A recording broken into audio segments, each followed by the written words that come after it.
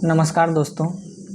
लाखों छात्र इस बार बीपीएससी टीआरई 4 के एग्ज़ाम देंगे, लेकिन एग्ज़ाम देने से पहले उनके मन में एक कन्फ्यूज़न क्रिएट हो रहा है कि क्या इस बार की परीक्षा में निगेटिव मार्किंग भी होगी या फिर चयन प्रक्रिया में कोई बदलाव भी होगा।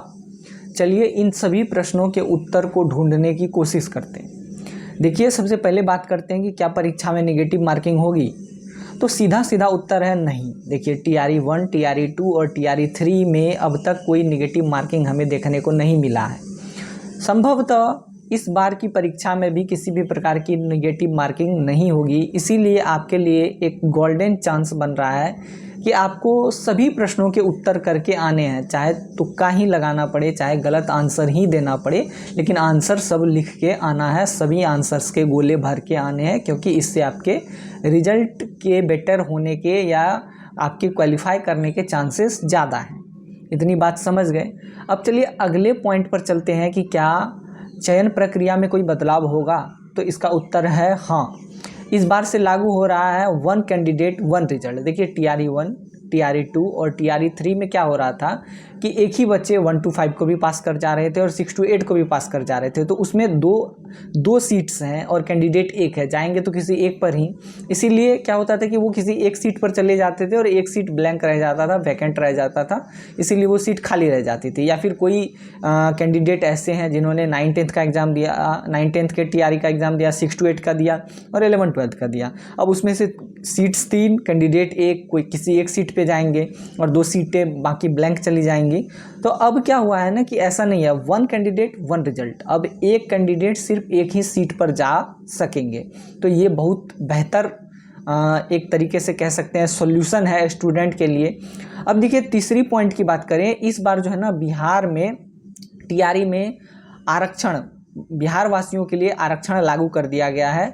अब बिहार वासी कुल 100% सीटों में से 85% सीटों पर अपना दावा ठोक सकते हैं और 15% जो बची सीटें हैं उस पर भारत के किसी अन्य राज्य के नागरिक आ सकते हैं। मतलब हम लोगों के लिए अच्छा मौका है।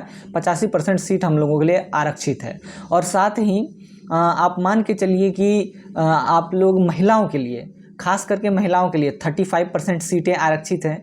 तो महिलाओं को बेहतर एक अवसर यहाँ मिल रहा है। इसीलिए महिलाएं अपनी तरफ से अपनी तैयारी को जारी रखें, अपने तैयारी को धार दें और इस तरीके से अपने एग्ज़ाम्स को क्लियर करें।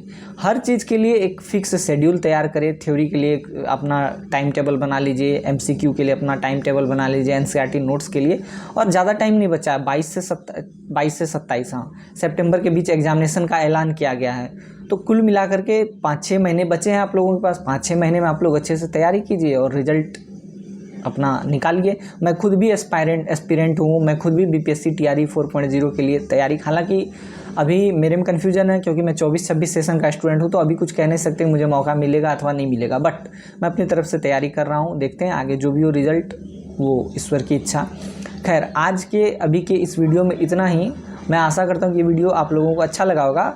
आगे वीडियो को एंड करने से पहले मैं आप लोगों से एक राय चाहता हूँ कि अगर आप लोग मान लीजिए एमसीक्यू चाहते हैं, जीएस के स्टडीज़ के लिए एमसीक्यू चाहते हैं, आप लोग चाहते हैं कि मैं आप लोगों के लिए इंपॉर्टेंट एमसीक्यू मतलब ऑब्जेक्टिव क्वेश्चंस लेकर के आऊँ, तो आप लोग कमेंट में यस ज़रूर लिखें। और अगर आप लोगों का अच्छा रिस्पॉन्स रहता है तो मैं आप लोगों के लिए वीडियोज़ बनाऊँगा और आप लोगों के एग्ज़ाम प्रिपरेशन में आपकी मदद करूँगा। अभी के लिए बस इतना ही। Thanks a lot.